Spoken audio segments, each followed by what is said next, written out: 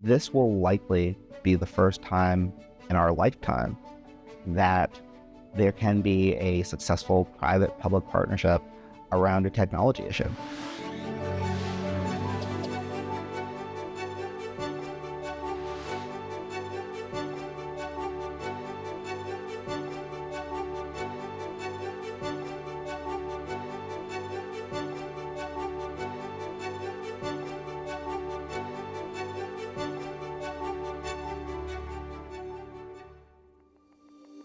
Nobody understands how quickly AI technology is evolving and changing like the technology companies. And our legislators in Washington, D.C. have multiple priorities that they're balancing for their constituents every day.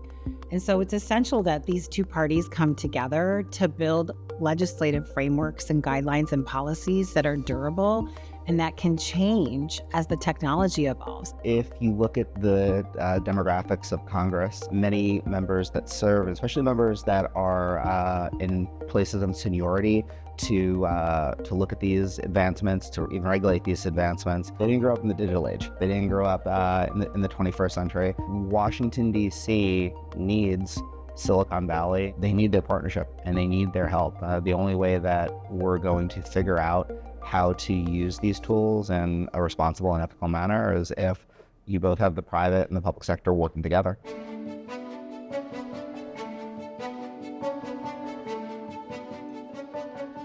Historically, we know legislation doesn't move at the same pace that technology develops and deploys.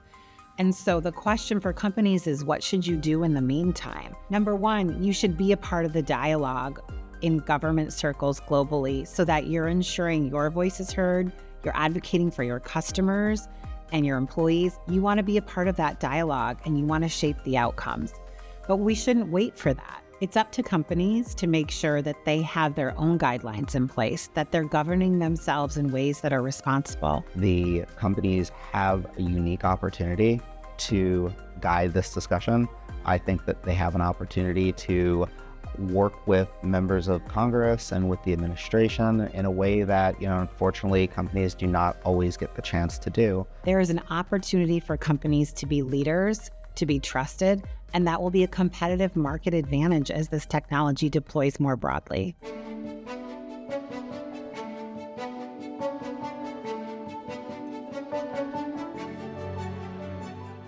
Companies should be thinking about AI the same way that they're thinking about other important issues that impact their employees, their customers, the communities they work in, or their shareholders. You think about data privacy, right? Companies have had to think really hard about how they incorporate data privacy policies into their companies, into their environment. Your customers and your constituents are going to want to know that you are dealing with AI in a responsible way, in an inclusive way. I don't believe that there's such a thing as over-communication when it comes to your AI policies.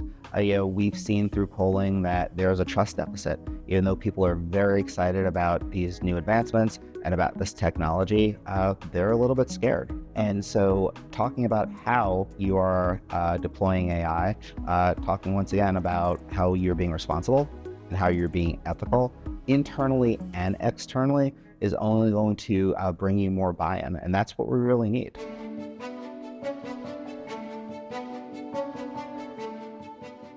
I think we have an opportunity to get this right from the start, and that means having a federal policy versus a patchwork of state policies.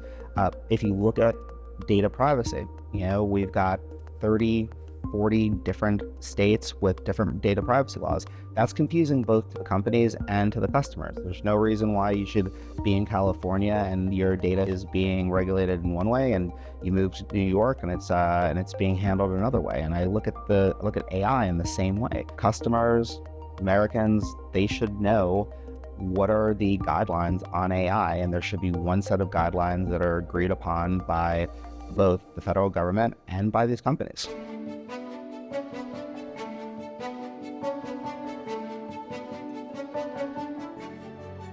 I think there are two ways that we need to address the inherent biases that we're seeing in AI. One is just radical honesty, that there are things that we need to do better, that there are bugs, and that we need to address them. And we should be communicating about them, and we should be open and honest. The second is making sure that there are diverse opinions, diverse voices, diverse backgrounds in the room to make sure that we are able to move forward in a way that the American people are trusting of AI. Addressing AI bias is something we have to start to do now, and legislation will be a key part of that. Making sure we have frameworks, policies, and guidelines for companies to be able to build technology that's inclusive for all, that starts at the beginning. I feel optimistic that by working together, by addressing these issues, we can overcome the inherent bias that we are seeing in AI.